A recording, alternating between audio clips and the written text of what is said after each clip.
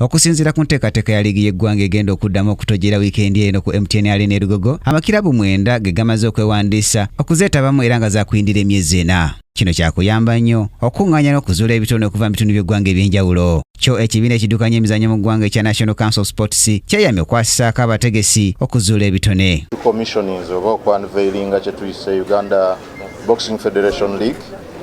Ababaddewo mu by'emizannyo mu Uganda eno liigi yakoma okubaawo mu myaka gy'ekinaana eyo. Neffe ng'aba National Council Sports tubadde tujja tugoberera omuzannyo guno nga tulowooza nti programs zaabwe zibadde nazo tezimala ate nga bwe tutunula emabega liigi eyaliwo yalina kinene nnyo kya contributinga ku performance mu bikonde by'eggwanga.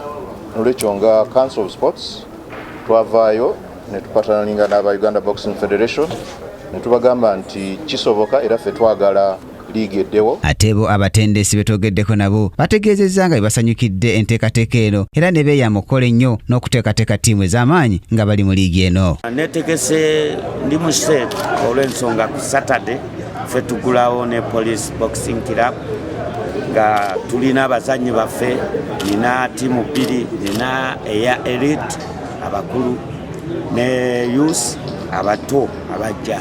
Abasuubira okubeera nti nno tuzze Lugogo ng'ekituleese kikopo. Kilaabu ezimaze okukakasa nga bwe zigenda okwetaba mu mpaka zino mulimu Katwe Boxing Club, East Coast Boxing Club, Lukanga Boxing Club, UPDF Boxing Club, KCCA Boxing Club, Kampala Boxing Club n'endala nnyingi. Ku lw'omukaaga luno kilaabu ya Katwe yeggulawo ne poliisi ate East Coast ezannya Kopabu. Ku Kingdom TV amalindira g'ebyemizannyo, nze Brian Katende. This is Kingdom TV.